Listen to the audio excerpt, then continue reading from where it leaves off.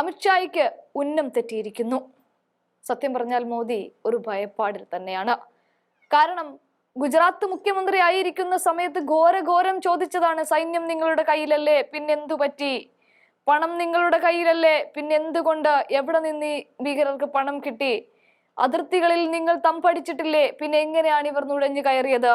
ഇങ്ങനെ അനേകം ചോദ്യങ്ങൾ അന്നത്തെ UPA ഗവൺമെന്റിനെതിരെ, മൻമോഹൻ സിംഗ് എന്ന പ്രധാനമന്ത്രിക്കെതിരെ ഉയർത്തിയ ഒരു ഗുജറാത്ത് മുഖ്യമന്ത്രി ഉണ്ടായിരുന്നു, നരേന്ദ്രമോദി. ഇപ്പോൾ ഭീകരാക്രമണത്തിന്റെ 6ാം നാളിൽ എത്തി നിൽക്കുമ്പോൾ രാജ്യത്തിന്റെ പ്രധാനമന്ത്രി തന്റെ സ്ഥിരം റേഡിയോ പ്രോഗ്രാമായ മാൻ കി ബാത്തിലൂടെ ഇന്ത്യ കനത്ത തിരിച്ചടി തന്നെ ഭീകരർക്ക് നൽകുമെന്ന് ഉറപ്പിച്ചു പറയുന്നുണ്ട്. ഓരോ ഇന്ത്യക്കാരന്റെയും ചോര തിളക്കുകയാണ് എന്ന് പറഞ്ഞുകൊണ്ടാണ് മാപ്പു നൽകില്ല എന്ന് പാകിസ്ഥാനോട് മോദി എന്ന പ്രധാനമന്ത്രി പറയുന്നത്. പക്ഷേ കാശ്മീർ സാധാരണഗതിയിലേക്ക് പോയി ടൂറിസം വികസിക്കുന്ന സമയത്ത് എങ്ങനെയാണ് ഭീകരർ കാടിനുള്ളിലൂടെ 22 കിലോമീറ്ററുകളോളം നടന്നുകൊണ്ട് ബൈസരൺ വാലിയിൽ എത്തിയത് എന്നതിന് യാതൊരു ഉത്തരവും നൽകാൻ പക്ഷേ ഈ മോദിക്ക് സാധിച്ചിട്ടില്ല. ഇവിടെ രാജ്യത്തിന്റെ ആഭ്യന്തരമന്ത്രിയായ അമിത്ഷായുടെ ഉന്നം തെറ്റി എന്ന് തന്നെ പറയാം. കാരണം ഈ ആക്രമണം നടക്കുന്നതിന് തൊട്ട് തലേ ആഴ്ച അമിത്ഷാ കാശ്മീരിന്റെ സുരക്ഷാ അവലോകന യോഗത്തിനായിട്ടൊരു യോഗം ചേർന്നിട്ടുണ്ട്, സുരക്ഷാ റിവ്യൂ യോഗം.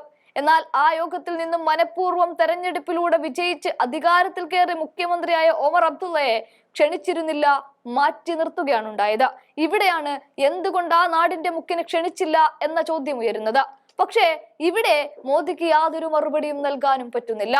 മാത്രവുമല്ല, ഈ ഭീകരാക്രമണത്തിൽ നിന്നും തലനാരിഴയ്ക്ക് രക്ഷപ്പെട്ടു വന്നവർ ചോദിക്കുന്ന ചോദ്യം, അവിടെയെങ്ങും ഒരു സുരക്ഷാ സേനയെയും കണ്ടിട്ടില്ല, കിലോമീറ്ററുകൾ കടന്നാലേ ഒരു ചെക്ക് പോസ്റ്റ് ഉള്ളൂ, അപ്പോൾ പിന്നെ ഇത്രയും ടൂറിസ്റ്റുകൾ വരുന്ന കാശ്മീരിന് എന്ത് സുരക്ഷയാണ് ഉള്ളത് എന്നാണ്.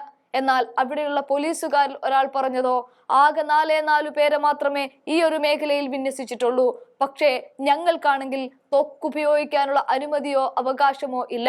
ഈ മേഖലയിൽ ഉള്ള CRPFകാരോ അവർക്ക് ഇവിടുത്തെ സുരക്ഷാ ചുമതലയുമില്ല.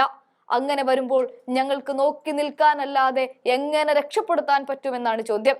അങ്ങനെ ആകെ മൊത്തം നോക്കുമ്പോൾ സുരക്ഷാ വീഴ്ചയുടെ തെളിഞ്ഞു കത്തൽ കാണാൻ സാധിക്കും. തിരിച്ചടിക്കാൻ രാജ്യത്തിന്റെ പ്രധാനമന്ത്രിയോടൊപ്പം ഈ രാജ്യത്തിന്റെ പ്രതിപക്ഷവും ഈ രാജ്യത്തെ എല്ലാ ജനങ്ങളും ഏതറ്റം വരെയും ഒരുമിച്ചു നിൽക്കുമെന്ന് ഉറപ്പിച്ചു പറയുമ്പോൾ രാജ്യം ഒറ്റക്കെട്ട് തന്നെയാണ്. നമ്മളെല്ലാവരും തിരിച്ചടിക്കണം, ഭീകരരെ ഇല്ലാതെയാക്കണം എന്ന് തന്നെയാണ് പറയുന്നതും അത് തന്നെയാണ് ആഗ്രഹിക്കുന്നതും. പക്ഷെ അപ്പോഴും എവിടെയാണ് പിഴവ് പറ്റിയത് എന്ന ചോദ്യം കോൺഗ്രസ് ചോദിക്കുന്നുണ്ട്. അതിനുവേണ്ടി വിളിച്ചു ചേർത്ത സർവകക്ഷി യോഗത്തിൽ നിന്നും ഇതൊക്കെ എന്ത് നിങ്ങൾ തീരുമാനിക്ക് എന്ന് പറഞ്ഞുകൊണ്ട് അമിത്ഷായെ ഏൽപ്പിച്ച് മോദി എന്ന പ്രധാനമന്ത്രി ബീഹാറിലെ തെരഞ്ഞെടുപ്പ് പരിപാടികളിലേക്ക് പോവുകയാണ് ഉണ്ടായത്. ഇവിടെയാണ് രാഹുൽ ഗാന്ധി മറ്റെല്ലാം മാറ്റിവെച്ചുകൊണ്ട് കാശ്മീരിലേക്ക് ഓടിയെത്തി പരിക്കേറ്റവരെ ആശ്വസിപ്പിച്ചതും ചേർത്ത് പിടിച്ചതും. ഇവിടെ ആ പരിക്കേറ്റ ജനങ്ങൾ പറയുന്നുണ്ട്, രാജ്യത്തിന്റെ പ്രധാനമന്ത്രി വരുമെന്ന് പ്രതീക്ഷിച്ചിരുന്നു എന്ന്. എന്തായാലും കാര്യങ്ങൾ അത്ര വെടിപ്പായ രീതിയിലല്ലേ എന്ന ചോദ്യം വീണ്ടും ബാക്കിയാവുകയാണ്, അലയടിക്കുകയാണ്. കാരണം പാർലമെന്റ് സമ്മേളനം വിളിക്കണമെന്ന് കോൺഗ്രസ് അടക്കം നിരന്തരം പറയുമ്പോൾ ആ വഴിക്ക് ഈ പറയുന്ന കേന്ദ്രം അടുക്കുന്നേ ഇല്ല. അതും എന്തുകൊണ്ട് എന്നതിന് ഉത്തരവുമില്ല. രാജ്യത്ത് ഒന്നാകെ ബാധിക്കുന്ന വിഷയത്തിൽ ഒറ്റക്കെട്ടായി ആലോചിച്ച് തീരുമാനമെടുക്കേണ്ട സമയത്ത് ഒരു പാർലമെന്റ് സമ്മേളനം അനിവാര്യമാണ്. എങ്കിലേ കാര്യങ്ങൾ മുന്നോട്ടു പോകൂ എന്നിരിക്കുമ്പോഴും അതിലേക്കും മോദിയോ കേന്ദ്രമോ കടന്നിട്ടില്ല.